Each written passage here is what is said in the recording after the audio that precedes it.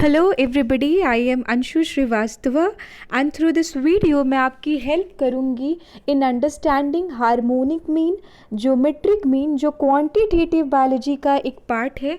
और I am sure ये video आपको काफ़ी हेल्प करेगा आपके यूनिवर्सिटी एग्ज़ाम पेपर्स के आंसर्स लिखने में। So let's begin with the video. हम लोग देखते हैं क्वेश्चन क्या पूछा जाता है हार्मोनिक मीन पे। और क्वांटिटेटिव बायोलॉजी है तो हमको समझ में आ रहा है कि it's related to the quantity, and since whenever we talk about the quantity means formula आएगा, means basically calculations आएंगे। तो बेसिकली हम लोग जानेंगे कि क्वांटिटेटिव बायोलॉजी में क्वेश्चन क्या पूछा जाता है। मैं रीड आउट कर दे रही हूँ, जो क्वेश्चन आया हुआ है वो पेपर में था कि define harmonic mean and geometric mean. आप harmonic mean and geometric mean को डिफाइन कीजिए और इसके अलावा आप ये भी बताइए कि इसका मेरिट और डिमेरिट क्या है। What are the merits and demerit of harmonic and geometric mean. तो मीन हम लोग समझते हैं क्या होता है, MEAN, मीन मैथमेटिक्स में, स्टैटिस्टिक में एक ऐसा एवरेज, आप एवरेज नंबर बोल सकते हो, that is the tendency of being at central position. अगर कुछ नंबर ऑफ डेटाज हैं तो उसका जो एवरेज होता है उसको हम मीन कहते हैं। हार्मोनिक मीन और ज्योमेट्रिक मीन क्या होता है इसके बारे में डिटेल्स में जानेंगे। क्वेश्चन है डिफाइन करने के लिए, मेरिट्स डिमेरिट्स लिखने के लिए। तो सबसे पहले फटाफट देख लेते हैं कि हम आंसर अटेम्प्ट कैसे करेंगे, डेफिनेशन लिखेंगे। हाँ, चूँकि ये स्टैटिस्टिकल का पार्ट है, चूँकि ये कैलकुलेशन का पार्ट है, तो फॉर्मूला मेंशन करना मस्ट है। डायग्राम हम इसमें कुछ बना ही नहीं सकते, इसमें कोई डायग्राम नहीं इंक्लूड होता है, इसमें फॉर्मूला होता है। हम क्या स्टेप्स मेंशन कर सकते हैं हार्मोनिक मीन फाइंड आउट करने के लिए, तो वो स्टेप्स मेंशन करेंगे हार्मोनिक ज्योमेट्रिक मीन की। कहाँ कहाँ यूजेज है माइक्रोबायोलॉजी में वो जानेंगे। मेरिट डिमेरिट क्या है। एक्चुअली होता क्या है ना, जो बैक्टीरियाज होते हैं वो ग्रो करते रहते हैं और बहुत इनॉर्मस रेट से, बहुत फास्टर रेट से वो रिप्रोड्यूस कर रहे होते हैं। तो उनके ग्रोथ रेट को ट्रेस करना, ठीक है, उनके टाइम रेट को ट्रेस करना, इन सब में ये कैलकुलेशन, इन सब में ये फॉर्मूला काफ़ी हेल्पफुल है। तो हम लोग देखेंगे हार्मोनिक मीन क्या होता है। तो सबसे पहले तो it is defined as the reciprocal of average of reciprocals. इसका मतलब क्या है, मैं सिंपल टर्म में पहले आपको समझा दूँ कि मान लो आपके पास 3-4 टर्म्स दिए हुए हैं। एक नंबर है 2, एक नंबर है 4, एक नंबर है 6, एक नंबर है 8। और इसका आपको अगर नॉर्मल मीन निकालना होता है तो आप मैथमेटिक्स में जानते हो 2 + 4 + 6 + 8। और टोटल कितने वैल्यूज़ दिए हुए हैं, तो टोटल हमें 1 2 3 4 वैल्यूज़ दिए हुए, तो हम उससे डिवाइड कर देते हैं। ये तो हमारा सिंपल मीन है। अगर हमें हार्मोनिक मीन निकालनी है तो हर वैल्यू का हम रेसिप्रोकल निकालेंगे और उसको एक्चुअली रेसिप्रोकेट करेंगे। जैसे कि 1/2, 2 का रेसिप्रोकल हो गया 1/2, 4 का रेसिप्रोकल हो जाएगा 1/4, 6 का 1/6, 8 का 1/8। और इन सब का बेसिकली फिर एवरेज निकाला जाता है।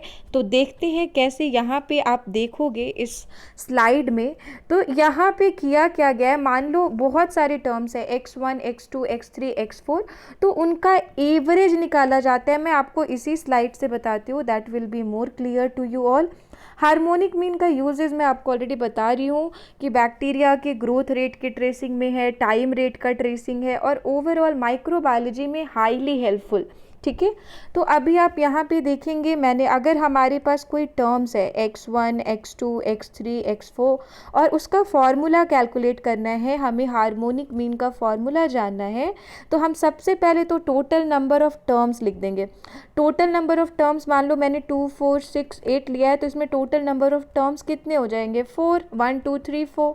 और उसके बाद उसके डिनोमिनेटर में हमें शो करना है एवरेज ऑफ देयर रेसिप्रोकल्स। उनके रेसिप्रोकल्स का एवरेज मेंशन करना होता है। और इसको जब हम रिड्यूस करेंगे तो टोटल नंबर ऑफ टर्म्स को हमने n लिखा है और हर नंबर्स का हमने रेसिप्रोकल लिया है। अगर फ्रीक्वेंसी में दी गई होती है, मान लो कोई नंबर है वो फ्रीक्वेंसीज में दी गई है, तो आप बस उस फ्रीक्वेंसीज को भी ऐड करते चले जाएंगे टिल n, और नीचे अगेन 1 के जगह पे टोटल फ्रीक्वेंसी हम मेज़र करेंगे। एंड इस तरीके से हम हार्मोनिक मीन का फॉर्मूला निकाल सकते हैं। अच्छा, जब तक हम निकालेंगे नहीं तब तक हमको समझ नहीं आ सकता, इसलिए जस्ट फार्मूला नहीं, एक क्वेश्चन मैं ले लेती हूँ, आपको एक क्वेश्चन से समझ में आएगा बेसिकली कि हार्मोनिक मीन एक्चुअल में क्या होता है। ठीक है, तो यहाँ जो मैंने क्वेश्चन दिया है कि आपको इन 4 नंबर का 4, 5, 6 और 8 का सपोज हार्मोनिक मीन निकालना है। आप 4 को x1 ले लिया आपने, 5 को x2 ले लिया, अब ऐसे 6 को x3 ले लिया, 8 को x4 ले लिया। थोड़ा समझने वाला कॉन्सेप्ट है, थोड़ा कैलकुलेशन वाला कॉन्सेप्ट है, आसान है लेकिन अच्छे से समझ में आ सकता है, हम लिख सकते हैं। तो हार्मोनिक मीन का फॉर्मूला होता है n, यानी कि टोटल नंबर ऑफ टर्म्स कितने, 1 2 3 4, तो मैंने यहाँ 4 मेंशन किया, और हर टर्म का आपको डिनोमिनेटर में एवरेज लेना है, तो 1/4, 5 का 1/5, 6 का 1/6, 8 का 1/8। इसके बाद तो कैलकुलेशन है, आप आराम से इन सब की एलसीएम ले लो तो 120 आ जाएगा। इन न्यूमरेटर्स को सॉल्व करेंगे और फाइनली हम आंसर को कैलकुलेट कर सकते हैं। इसके बाद तो टोटल मैथमेटिक्स पार्ट है, आप इसको कैलकुलेट करके, तो यहाँ आंसर अराउंड 5.39 आ रहा है।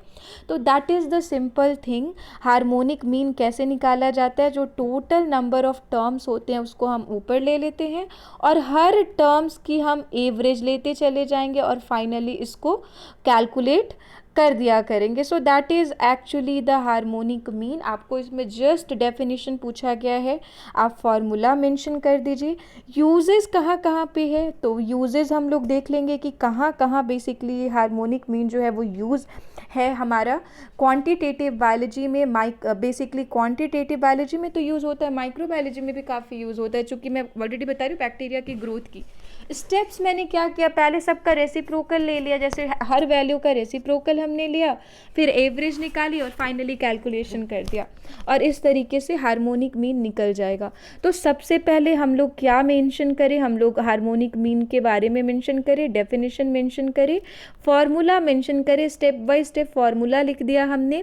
उसके बाद अब यूजेस लिख देंगे, फाइनली हम मेरिट्स और डिमेरिट्स लिख देंगे। इसको बहुत लंबा इसका आंसर नहीं लिखना होता है, ये फार्मूला बेस्ड क्वेश्चन है, ठीक है, तो उतना ही लिखेंगे। हाँ, थोड़ा आप एक्सप्लेन करना चाहो तो इन पॉइंट्स को अपने लैंग्वेज में आप एक्सप्लेन कर सकते हो। तो हार्मोनिक मीन का ये एवरेज टाइम निकालने में भी यूज़ है, अगर प्राइस पर यूनिट निकालना है, XY यूनिट्स के अगर हार्मोनिक मीन निकालने तो भी निकाल सकते हैं। अगर लंबे लंबे इंडेक्स नंबर्स दिए हुए हैं, मान लो बहुत सारी वैल्यूज़ दी हुई है आपको, 2, 8, 9, 4, 5, 6, 7, 7, 8, 9, anything value if you have been given, तो आप आराम से हार्मोनिक मीन निकाल सकते हैं just by using the formula n/1/x1 + 1/x2, और ये हम एकदम n तक चले जाएंगे। So that is just the harmonic mean everybody, इतना ही सिंपल है, और फार्मूला हम लोग ज़रूर मेंशन करेंगे। मेरिट इजी टू कैलकुलेट है, ठीक है, आराम से कैलकुलेट किया जा सकता है सारे वैल्यूज़ को, फार्मूला बेस्ड है तो इसलिए भी आसान है, बहुत टाइम बच जाता है कैलकुलेशन में, बैक्टीरियल ग्रोथ वगैरह का। रिजिडली डिफाइंड है, कभी भी डिज़ायर्ड है तो यूज़ किया जाता है। अच्छा, यहाँ पे एक सबसे बड़ा मेरिट है कि लार्जेस्ट वेट को स्मॉल वैल्यूज़ दिया जाता है। इसको मैं ऐसे समझाती हूँ कि अगर मान लीजिए कोई 2 नंबर्स है, 2 और दूसरा नंबर है 8, अब ये दोनों डेटा आपको दिया हुआ है 2 और 8। अगर मैं 2 की एवरेज निकालूं तो इसका आता है 1/2 इज इक्वल्स टू 0.5, ठीक है। और अगर हम लोग 8 का अगर रेसिप्रोकल, 2 का रेसिप्रोकल निकाला, अब हम लोग 8 का एक रेसिप्रोकल निकाल के देखते हैं, तो 8 का रेसिप्रोकल निकालेंगे तो 1.1 समथिंग आएगा, राइट। तो आप ये देख पा रहे हो जो बिगर नंबर था 2, उसका वैल्यू 0.5 आ रहा है, और जो स्मॉलर नंबर था 2 और 8 में स्मॉलर नंबर तो 2 है, तो इसकी वैल्यू 0.5 आ रही है, और बिगर नंबर की वैल्यू 0.1 ही आ रही है।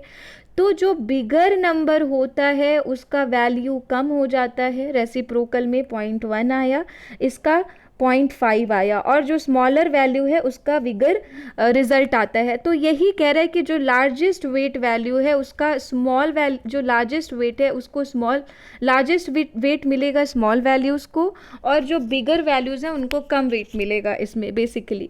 और कभी भी अगर एवरेज टाइम से डील करना है तो आराम से हम लोग हार्मोनिक मीन यूज़ कर सकते हैं। फाइनली फ्रीक्वेंसी वाला फॉर्मूला कंडेंस्ड फॉर्म में हम FI upon that is the whole summation of all the frequencies, उसके नीचे हम F I into 1 into X I कर देंगे, so that will be harmonic mean. अब कुछ डिमेरिट्स भी है, ऑफकोर्स मेरिट है तो डिमेरिट भी है। हम जस्ट कोई भी इतने सारे नंबर्स को देख के जस्ट बाय इंस्पेक्शन और गेस करके तो नहीं बता सकते, तो ये इसका डिमेरिट है कि हम बस उसका अंदाज़ा, आंसर का अंदाज़ा नहीं लगा सकते जब तक हम कैलकुलेट ना कर ले, तो ये आप डिमेरिट में लिख सकते हो। और कैनॉट भी आप कह सकते हो गेस नहीं किया जा सकता, आप कह सको कि थोड़ा मतलब थोड़ा तो टाइम टेकिंग है, थोड़ा टीडियस कैलकुलेशन है, आप ये बता सकते हो कि थोड़ा सा बेसिकली ये सारी क्या हो गए, इनके डिमेरिट्स हो गए। मेरिट्स और डिमेरिट्स क्या है आप ये मेंशन कर दोगे। और नेक्स्ट हम लोग आते हैं ज्योमेट्रिक मीन में। हार्मोनिक मीन में इंट्रोडक्शन, फॉर्मूला, कैसे स्टेप्स क्या क्या थे, यूजेस कहाँ कहाँ हुआ, और फाइनली मेरिट और डिमेरिट क्या है, ठीक है। ये सब कुछ मेंशन करने के बाद नेक्स्ट है वो है ज्योमेट्रिक मीन। इसको भी सेम वैसे ही लिखना है, लेकिन फॉर्मूला यहाँ पे थोड़ा डिफरेंट हो जाता है। फॉर्मूला में रूट लिया जाता है, इसलिए इसका कैलकुलेशन थोड़ा और टीडियस हो जाता है, ठीक है। तो अगर ज्योमेट्रिक मीन हम लोग लेंगे तो फिर वही बात हार्मोनिक मीन की जैसे हमने करी, हम लोग ज्योमेट्रिक मीन का डेफिनेशन फार्मूला वगैरह लिखेंगे।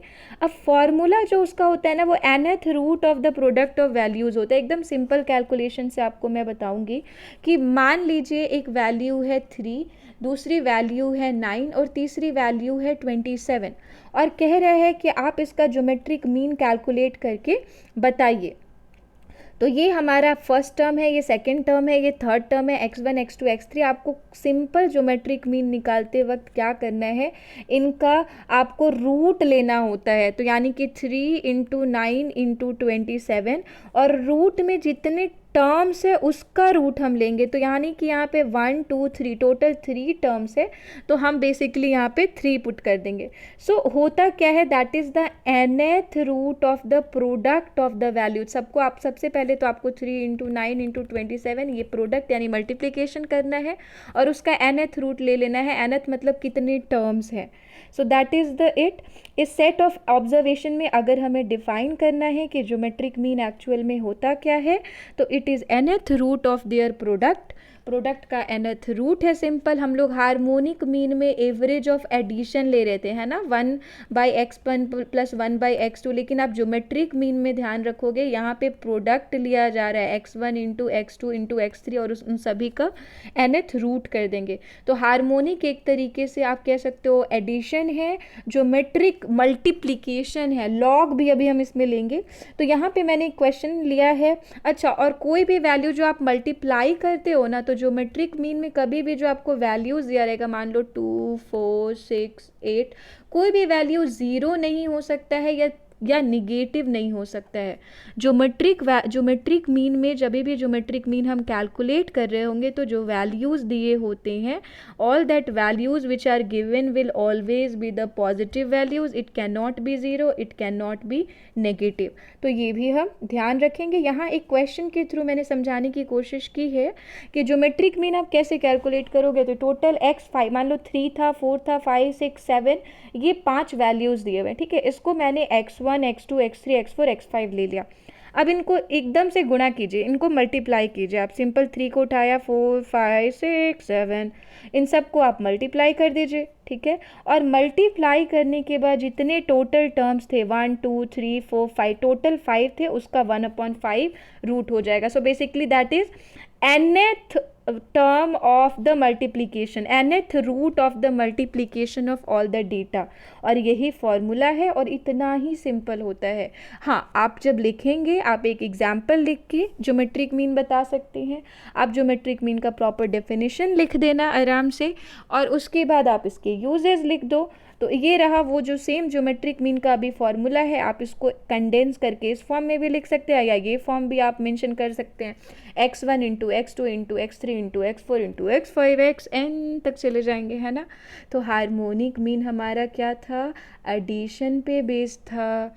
ज्योमेट्रिक मीन हमारा क्या है, मल्टीप्लिकेशन पे बेस्ड है, ये हमको ध्यान रखना है। और फाइनली जो ज्योमेट्रिक मीन का फॉर्मूला आता है वो ये आप कैसे आया, i इज इक्वल्स टू 1 से, यानी कि टोटल n टर्म तक आपको मल्टीप्लाई करके उसका रूट ले लेना है। दैट इज़ इट, बस इतना सा सिंपल है।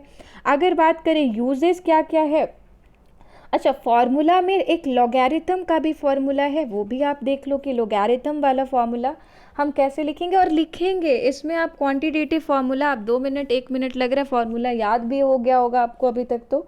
और ये फार्मूला मेंशन करना मैंडेटरी है इस क्वेश्चन में। तो ये फार्मूला हम ऐसे लिख सकते हैं कि अगर nth रूट लेते हैं तो ये हमने n लिखा और सारे को मल्टीप्लाई किया। अब इतना मल्टीप्लिकेशन करना टफ हो जाएगा, क्योंकि अगर मान लो 4 वैल्यूज़ है तब तो ठीक है। मान लीजिए आपको 50 वैल्यूज़ दे दी गई, तब आप क्या करेंगे? तो हम लोग उस केस में हम लोग लॉग ले लेते हैं। और जब भी कभी भी आप लॉग ले लेंगे तो लॉग में जो मल्टीप्लिकेशन होता है वो यहाँ पे एडिशन बन जाता है। ये मैथमेटिक्स का पार्ट है, आपको घबराना नहीं है। नहीं भी आता है तो हम मैथमेटिक्स स्टैटिस्टिक्स में बहुत ज़्यादा एंटर नहीं करेंगे, ये हम फार्मूला लर्न कर लेंगे सिंपली। तो ये फार्मूला है। आपको माइक्रोबायोलॉजी में, जोलॉजी में बहुत ज़्यादा मैथ्स नहीं लिखना होता है, ये बस एक मैथमेटिकल अप्रोच है और इतना हेल्पफुल है कि हम माइक्रोबायोलॉजी में या बैक्टीरिया का ग्रोथ, टाइम पीरियड, ये सब कुछ कैलकुलेट कर पा रहे हैं, इसलिए it is having so much of application और ये हमें जानना ज़रूरी भी है। तो यहाँ क्या लिया गया, यहाँ 1/n था तो n बेसिकली 1/n, और उसके बाद इन सारी वैल्यूज़ का लॉग ले लिया गया है। लॉग लेकर मैंने लिखा है log g is equals to log x1 plus log x2 up to log xn upon n। तो लॉग कभी भी लेते हैं मल्टीप्लिकेशन का तो यहाँ ये ऐड हो जाता है, और फाइनली अगर g केवल निकालना है तो ये एंटी लॉग हो जाएगा। अब ये लॉग क्या है, एंटी लॉग क्या है, इसमें बहुत ज़्यादा डिस्कशन जा सकता है। आपको नहीं आता आप स्किप भी कर सकते हैं, कोई दिक्कत नहीं होगी। कम से कम आप डेफिनेशन, मेरिट डिमेरिट तो ज़रूर मेंशन कर दीजिए। और लॉग एंटी लॉग बताते बताते तो वीडियो बहुत लंबी हो जाएगी, राइट। तो कोई नहीं, आप अगर एंटी लॉग नहीं आता कम से कम फार्मूला लिख के आ जाओ ना, क्या दिक्कत है, फार्मूला रट लीजिए, दैट्स इट। अब आते हैं कि अगर फ्रीक्वेंसी डिस्ट्रीब्यूशन है, मान लीजिए कोई x1 है, 2 जो नंबर है वो 4 बार लिखा गया है, सपोज 4 जो नंबर है उसको 3 बार लिखा गया है, मान लीजिए 8 एक बार लिखा हुआ है, 7 2 बार लिखा हुआ है। तो ये फ्रीक्वेंसी वाला अगर क्वेश्चन होता है, अगर फ्रीक्वेंसी वाला जो फार्मूला होता है तो उसमें बेसिकली हम क्या करते हैं, फ्रीक्वेंसी को मेंशन कर देते हैं विद द लॉग, और फाइनली जो फार्मूला होगा वो एंटी लॉग में कैलकुलेट हो जाएगा। So this is all the formula of the geometric mean. आप आराम से लिख लेंगे and then we will be writing about the uses and also we will mention about the merits. क्या क्या फ़ायदा है, बहुत फ़ायदा है, फ़ायदा ही फ़ायदा है ज्योमेट्रिक मीन जानने का। तो माइक्रोबायोलॉजी में काफ़ी यूज़ है। कंप्यूटेशनल अगर एवरेज निकालना है, सेंट्रल टेंडेंसी निकालनी है, बैक्टीरिया का ग्रोथ ट्रेस करना है, एनुअल ग्रोथ पता करना है, और तो और डिवाइडिंग रेट में भी बहुत ज़्यादा ये यूजेस है, इसका काफ़ी यूज़फुल है। मेरिट्स है कि ये एकदम एवरेज आप पता कर सकते हैं।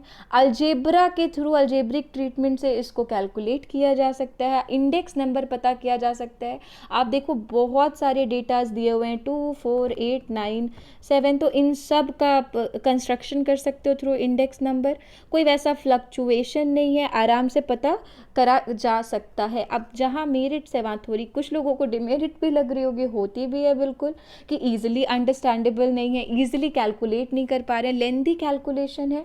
तो ये एक कह सकते हो कि आपका ये ज्योमेट्रिक मीन का एक डिमेरिट है कि बहुत लंबा कैलकुलेशन है और करने बैठ जाए तो काफ़ी टाइम लग सकता है।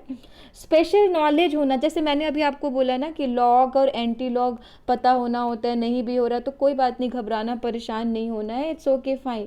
तो यही इसका डिमेरिट भी है कि अगर कोई ज्योमेट्रिक मीन ऑपरेट कर रहा है माइक्रोबियल ग्रोथ के रेट को पता करने के लिए तो उसको प्रॉपरली नॉलेज होना चाहिए लोगैरिथम का, एंटी लोगैरिथम का।